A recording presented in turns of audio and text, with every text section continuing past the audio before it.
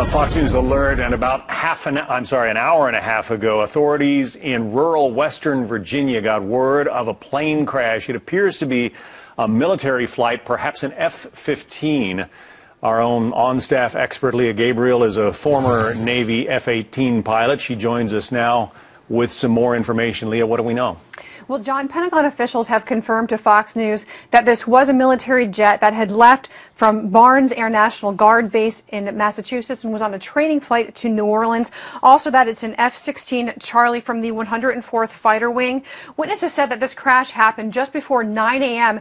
and witnesses have been tweeting out pictures of smoke coming up from the ground. Now, state police say that they have located the crash site. They haven't yet reached the crash site. And at this point, there's no word as far as the pilot or any of those that may have been on board the jet, their condition. Now, the F-16 Charlie is a single-seat, dual-engine jet. It's an older jet. It's being replaced in many cases by the F-22 at this point.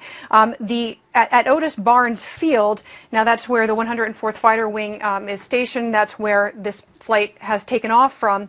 They do, their role is mainly to do an air defense interceptor role. In other words, to kind of protect the borders and also the air defense identification zone around Washington. This flight appears to have been a cross-country flight, is what we would call it in the military.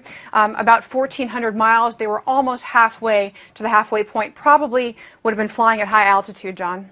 It sounds like nobody really noticed this until they heard the boom and saw the smoke. I presume if the pilot was able to punch out, I mean, it's not surprising that we haven't heard anything about a parachute or a canopy or anything like that, because nobody would have necessarily been looking for something like that until they heard the explosion. Of course, yeah, they probably wouldn't have been looking for an ejection until they heard the explosion. That explosion was probably the jet impacting the ground. Now, as I mentioned before, you know, on a cross-country flight like this, around 1,400 miles, the pilot probably would have been flying at high altitude. So if, you know, something went wrong with the jet, something like an oxygen failure, which I've seen before in an F-18 where a pilot crashed, that's something that, you know, you would hear that impact coming from such a high altitude.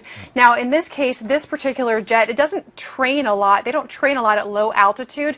They are not an air-to-ground type of mission. They mainly fly air-to-air missions, fighter missions. So I know that right now people will be looking to see if there is someone who ejected, looking to try to get to that crash site and try to find out what happened, John. Yeah, very strange, and we hope that pilot is okay. Leah Gabriel in our newsroom. We'll let you get some more information. Thank you. Thank you.